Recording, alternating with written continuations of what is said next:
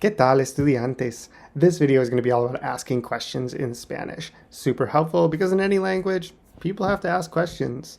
You also can use this for asking questions to Spanish speakers for your major projects in this class. So, asking questions in Spanish, I think, is actually easier than in English. So think about this with intonation. So the way your voice goes up or down. So when you give a statement, a simple statement in Spanish, you might say, Julia estudia en casa, or Julia studies at home. Notice how my intonation goes down in that statement. If I want to make that a question, I would say, Julia estudia en casa? Can you hear how my voice goes up at the end? Another example could be, ¿Tú bailas con tus amigos? You hear the way my intonation goes up at the end of the sentence. That makes it a question in Spanish. Pretty simple, huh?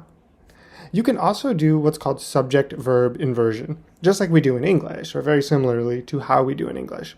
So a statement, again, is Julia estudia en casa. That's not a question, just a statement.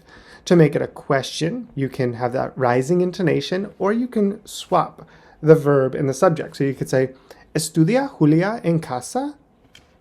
Or, ¿Estudia en casa Julia? All of those, or the last two, I should say, are questions in Spanish by inverting the subject and verb. Also in Spanish, you can add what are called tag questions. This is like at the end of a statement, you just add a word that makes it a question. So you could say, Julia estudia en casa, ¿verdad? Like, Julia studies at home, right? Or you could say, ¿Tú bailas con tus amigos? No? And that's like saying, you dance with your friends, don't you?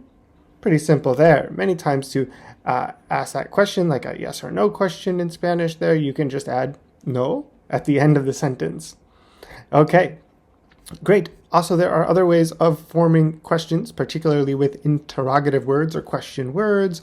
This is a great list of question words in Spanish, as well as some examples for how to ask some different questions in Spanish. I encourage you to take some time to check them out. They're really helpful for you, and they can be used for your projects and any communication in the Spanish language.